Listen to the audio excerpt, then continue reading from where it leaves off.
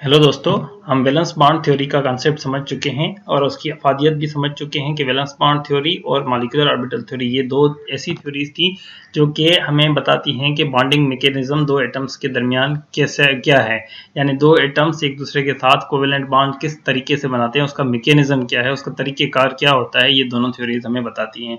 But valence bond theory की कुछ shortcomings थी जिसकी वजह से हमारे पास दूसरी थ्योरी फिर प्रपोज हो गई मॉलिक्यूलर ऑर्बिटल थ्योरी के नाम से, जिसको एमओटी के नाम से हम जानते हैं।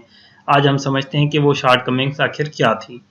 तो पहली शॉर्टकमिंग ये थी कि वैलेंस बॉन्ड थ्योरी ये डिफाइन नहीं कर पा रही थी कि कार्बन के लिए पॉसिबल है कि वो 4 बॉन्ड बनाए। कार्बन के लिए पॉसिबल है कि वो 4 बॉन्ड बनाए, ये वैलेंस बॉन्ड थ्योरी के मुताबिक मुमकिन नहीं था। यानी कार्बन सिर्फ और सिर्फ 2 बॉन्ड बना सकता था, यानी कार्बन मीथेन के फॉर्म में एग्जिस्ट नहीं कर सकता था, CH4 का मॉलिक्यूल एग्जिस्ट नहीं कर सकता था वैलेंस बॉन्ड थ्योरी के मुताबिक। जबकि एक्चुअल में इन प्रैक्टिकल वर्ल्ड ये मीथेन एग्जिस्ट करती है, और मीथेन वो गैस है जो कि हम आप जो है सुई गैस के तौर पे यूज़ कर रहे होते हैं पाकिस्तान में। ठीक है दोस्तों, तो इसी तरह ये हमें ये भी नहीं बता पा रही थी कि बोरान के पास 3 वैलेंसीज हो सकती हैं, जबकि बोरान एक्चुअल में उसके मोस्ट ऑफ द कंपाउंड्स जो हैं वो 3 वैलेंसीज वाले कंपाउंड्स हैं। तो अपना वैलेंस बॉन्ड थ्योरी के मुताबिक ये पॉसिबल नहीं था कि बोरान के पास 3 वैलेंसीज हों, यानी 3 बॉन्ड बनाने की कैपेसिटी हो। वैलेंस बॉन्ड थ्योरी के मुताबिक ये भी मुमकिन नहीं था कि बेरिलियम 2 बॉन्ड्स बना पाए। वैलेंस बॉन्ड थ्योरी के मुताबिक तो ये था कि बेरिलियम एक स्टेबल एलिमेंट है, एक नोबल गैस की तरह उसको बिहेव करना चाहिए था, कोई बॉन्ड ही नहीं बनाना चाहिए था, जबकि बेरिलियम जो है 2 बॉन्ड बनाता है, उसकी 2 वैलेंसीज हैं। तो इस तरह से हम समराइज कर सकते हैं कि कार्बन की 4 वैलेंसीज और बोरान की 3 वैलेंसीज और बेरिलियम की 2 वैलेंसीज ये प्रैक्टिकली एग्जिस्ट करती हैं। इनके वो कंपाउंड्स एग्जिस्ट करते हैं जिनमें इन्होंने कार्बन ने 4 बॉन्ड बनाए होते हैं और बोरान ने 3 बॉन्ड बनाए होते हैं और बेरिलियम ने 2 बॉन्ड बनाए होते हैं। ये डिफाइन नहीं कर पा रही थी वैलेंस बॉन्ड थ्योरी।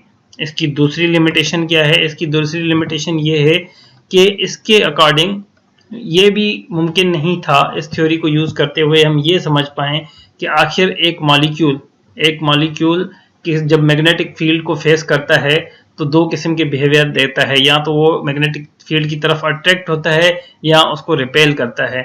जबकि according to valence bond theory molecule में ये बिहेवियर क्यों मौजूद है उसको ये थ्योरी एक्सप्लेन नहीं कर पा रही थी, यानी कि मैग्नेटिक प्रॉपर्टीज ऑफ मॉलिक्यूल जो कि एक्चुअल में मॉलिक्यूल में एग्जिस्ट करती हैं ये डिफाइन नहीं कर पा रही थी।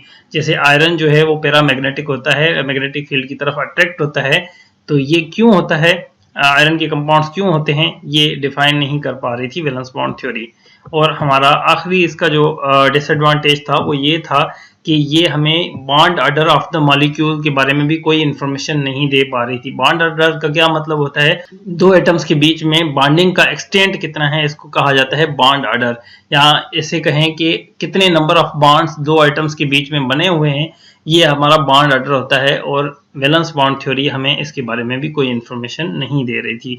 तो ये हमारी कुछ इंपॉर्टेंट शॉर्टकमिंग्स हैं जो कि हमें याद होनी चाहिए। इस पे एमसीक्यूज भी आ सकते हैं और इस पे जो है हमारे पास अगर कोई भी लॉन्ग क्वेश्चन एग्जाम में बैठे हुए हैं, रिटन एग्जाम में बैठे हुए हैं, तो वहाँ पे ये लॉन्ग क्वेश्चन और शॉर्ट क्वेश्चन के तौर पे भी पूछा जा सकता है।